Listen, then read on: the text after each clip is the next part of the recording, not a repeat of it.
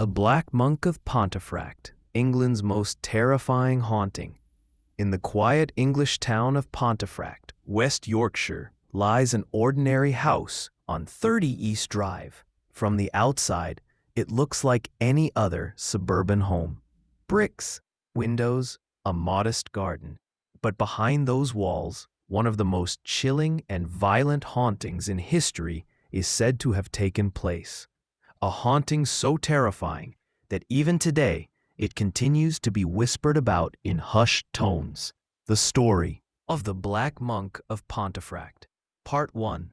The House and the Pritchard Family.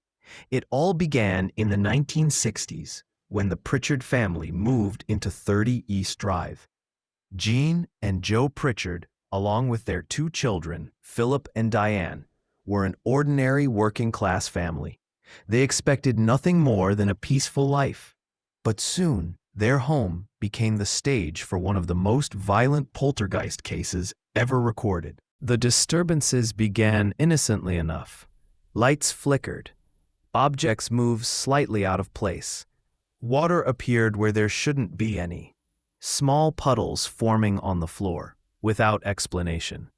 At first, the family brushed it off. Old houses make strange noises after all. But very soon, the activity escalated. Part 2. The escalation. Cabinets rattled violently. Objects were thrown across the room with force. Green foam appeared out of thin air, spreading across the carpet and furniture.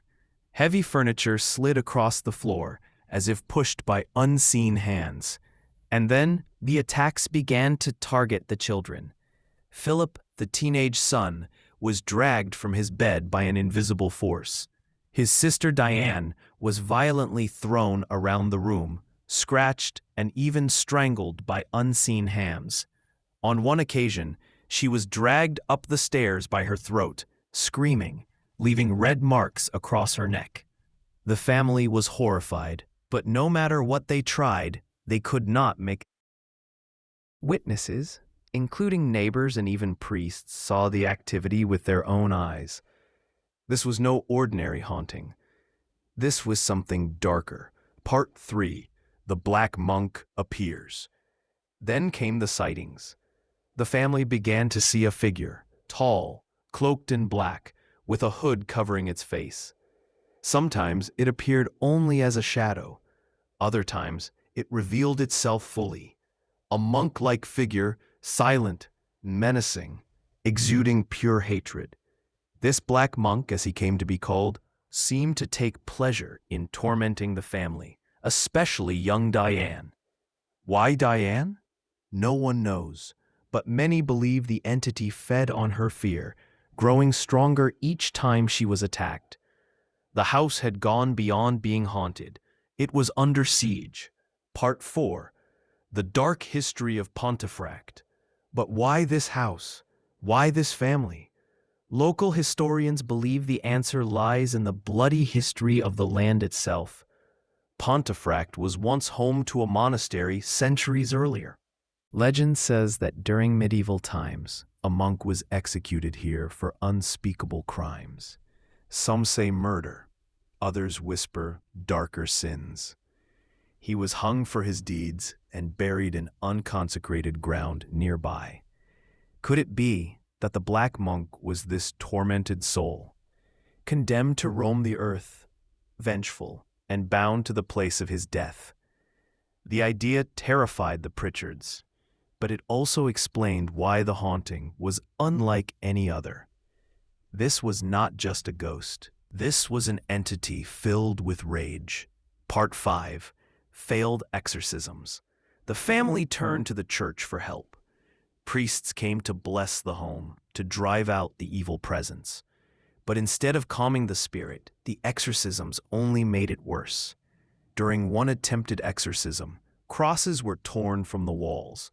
Holy water evaporated before it touched the floor, and one priest was reportedly slapped by an invisible hand, leaving a red mark across his face.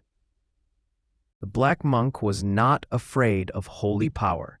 If anything, it seemed to grow stronger in defiance. Part 6. the final terror. The haunting continued for years. The family endured constant torment, banging, scratching, flying objects, even levitations. Diane remained the main target, suffering repeated attacks that left her shaken and terrified.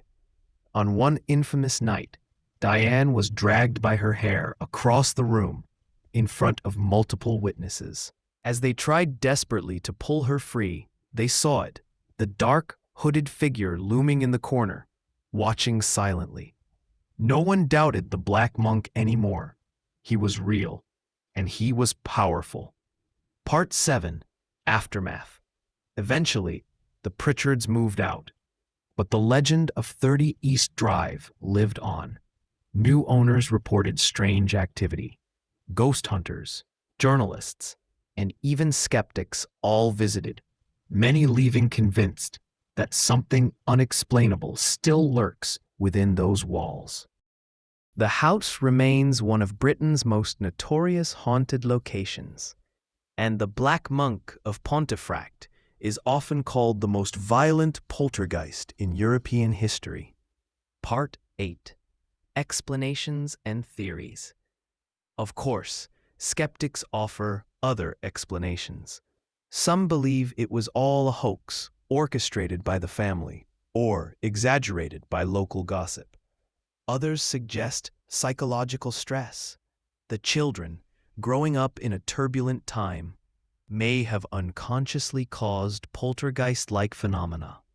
And yet, too many independent witnesses reported the same events.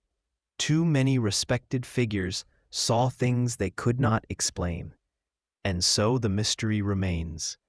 Was the Black Monk truly a restless spirit from the dark past of Pontefract? Or was it something even older, a demonic presence that simply took the form of a monk to terrify its victims? No one knows for certain, but one thing is clear. Whatever haunts 30 East Drive has left scars that will never fade. Part 9. Legacy. Today the house is still there, still standing quietly on its suburban street.